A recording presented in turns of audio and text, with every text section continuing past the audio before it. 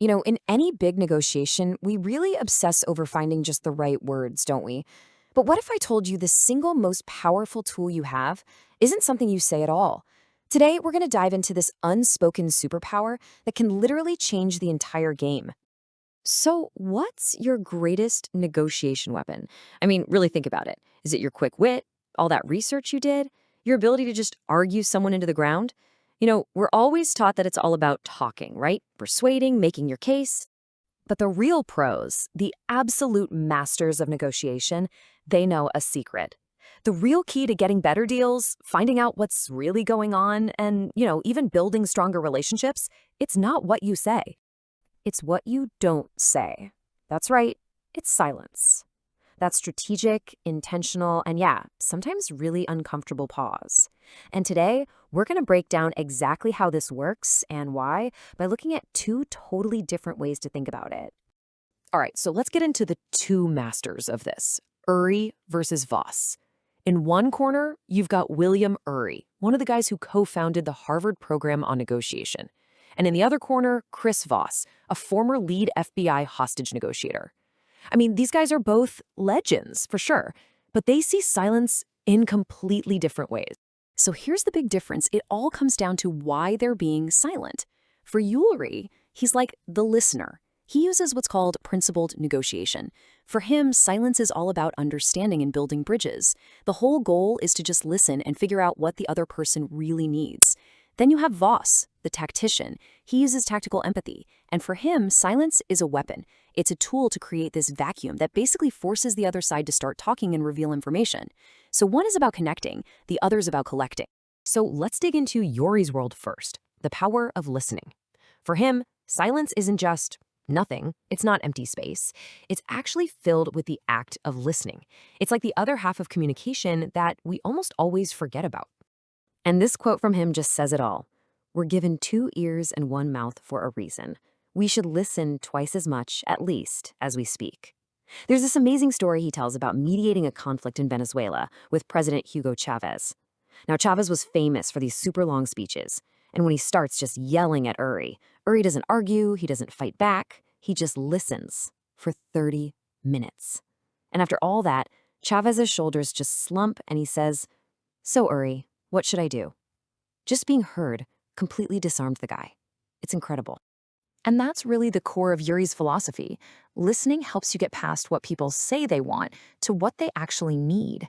He tells another story about a business deal where he realized this tycoon didn't just want stock options, he wanted his freedom. As soon as they figured that out, bam, the deal was done. And like Ury says, listening is the cheapest concession you can make. It costs you nothing, but it can unlock everything.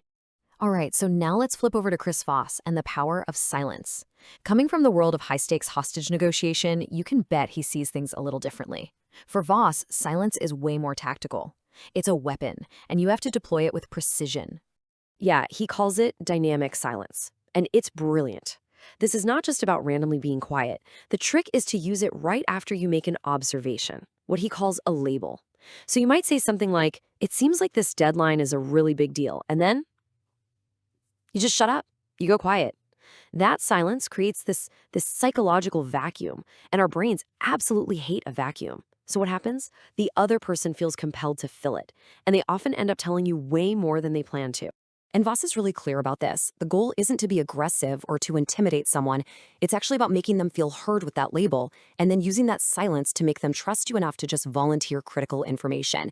As he puts it, the yield of information, the trust that comes from silence, huge. Okay, so we've got these two amazing philosophies, right?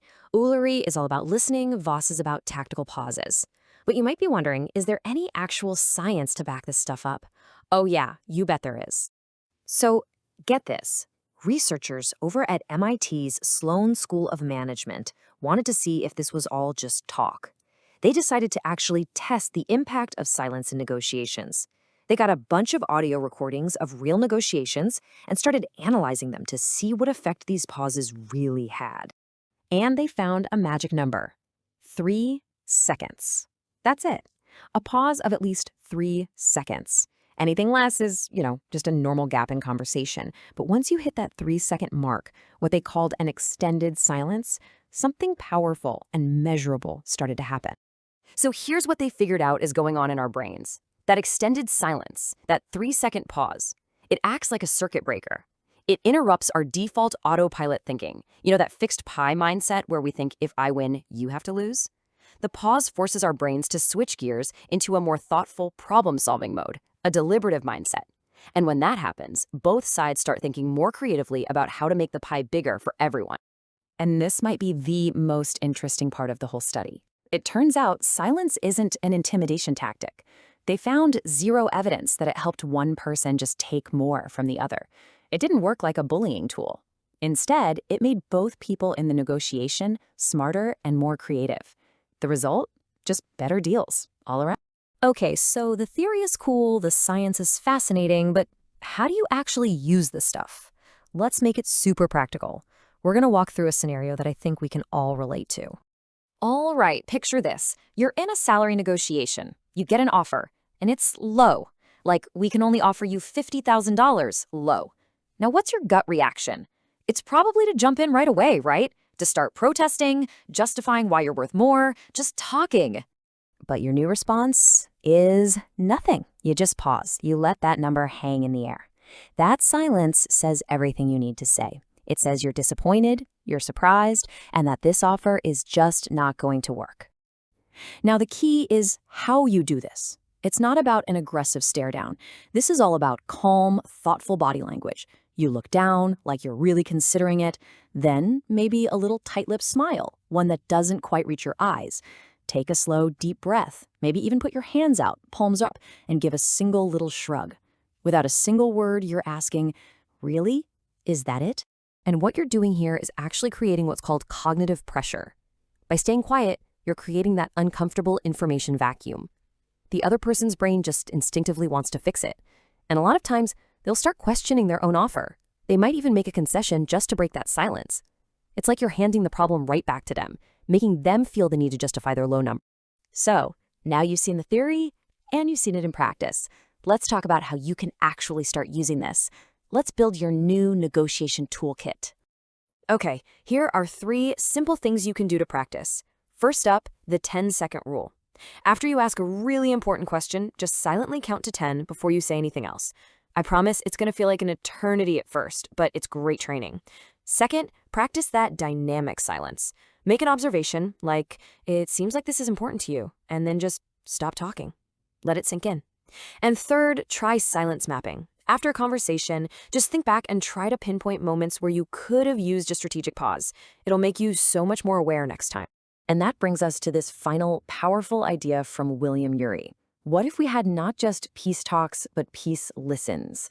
I mean, whether you see silence as a listening tool like Ury does, or a tactical weapon like Voss, you can't deny how powerful it is. It makes people think, it uncovers information, and it just leads to better results.